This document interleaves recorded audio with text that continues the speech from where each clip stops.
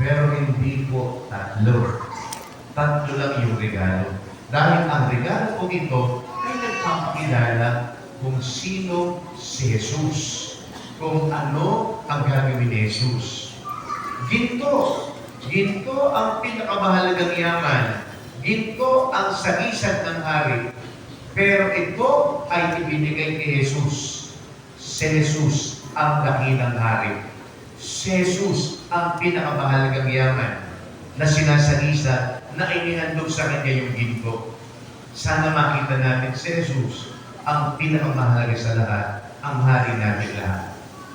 Ikalawa, yung insenso, yung kamanyan. Yung insenso at kamanyan, ginagamit po sa templo. Ito po ay sinusunog at uusok pataas. Ibig po sabihin, sana makarating sa Diyos ang ating panalangin.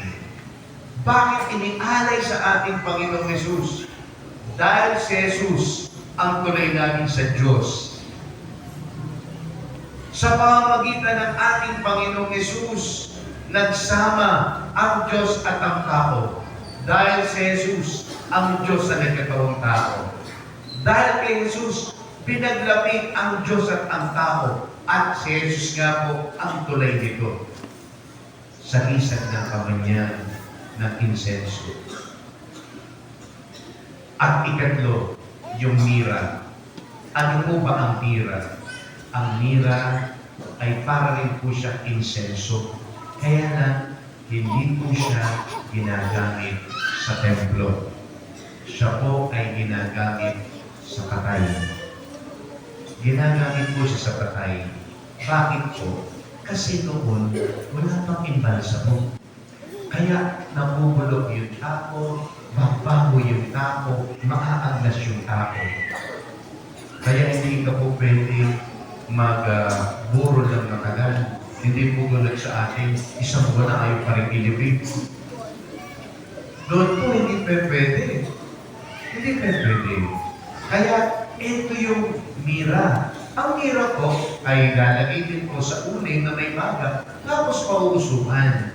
Nang sa gayon, yung mabaho amoy ng nabubulok na naagnas ay mawawala dahil doon sa mira. Ano ibig sabihin? Tatalunin ni Jesus ang kamatayan dahil siya ay muling mabubuhay. Yun po ang dahilan ng mira. Kaya ipinakita sa atin ang misyon ni Jesus bilang hari, bilang pare, at tagapagligtas. Diba? Kaya ang ganda ng ating pagdilito ngayon ipinakilala kung sino si Jesus sa atin. At ikatlo, dalawa ang naghanap kay Jesus.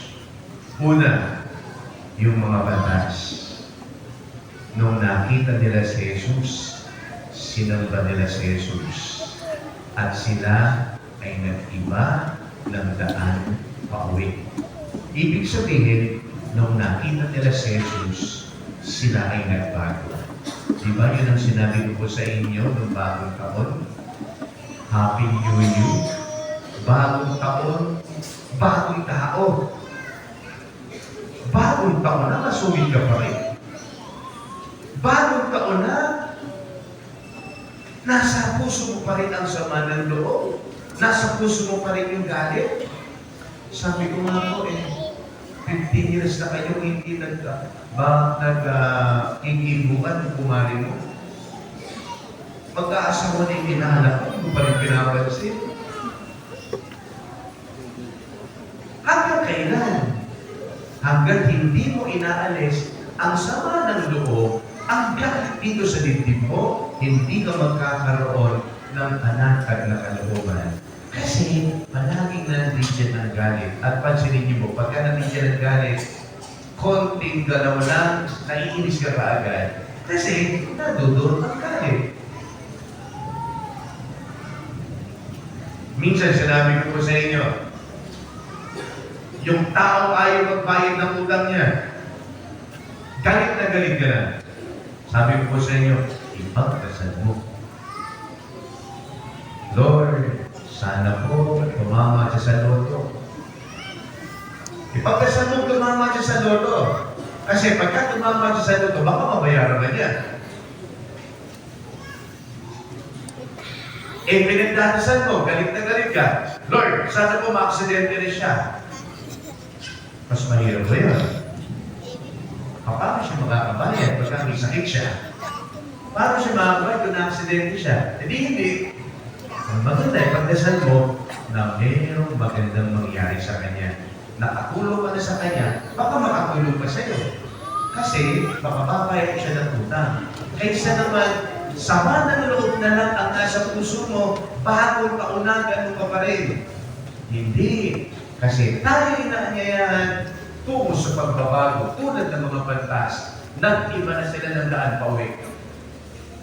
Yun ang unang naganap kay Jesus. Yung mga pantas. Pero merong pangalawang naganap kay Jesus. Si Herodes.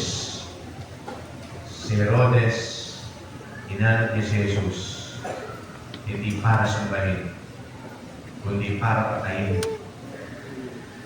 Dahil gusto niyang patayin si Jesus, aagaw sa trono. Ayaw niyang may pumaling sa kanya bilang hari. Ang gusto niya, siya lang ang hari. Kaya hinahanap niya yung bata. Kaya nung hindi bumalik yung mga bata sa kanya, galit na galit siya. Gumawa siya ng utos.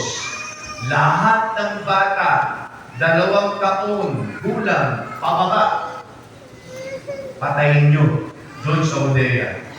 Kaya meron tayong pakistahan ng Niños Inocentes. December 28. Yung mga batang nag-alay ng kanilang buhay kasi pinapatay sila ni Herodes. Kasi hinahanap nga ni Herodes yung bata para patayin. Ngayon, kung nakita natin si Jesus, alin ka ba sa dalawa? Ikaw ba yung pantas na nagbago ka dahil nakita mo si Jesus? O baka naman, pagkaka ni Herodes, na gusto mong alisin ang Diyos sa buhay mo dahil gusto mo ikaw ang hari, ikaw ang Diyos ng buhay mo. Nasa sa atin na yun. Pinakita sa atin, si Jesus ay para sa lahat.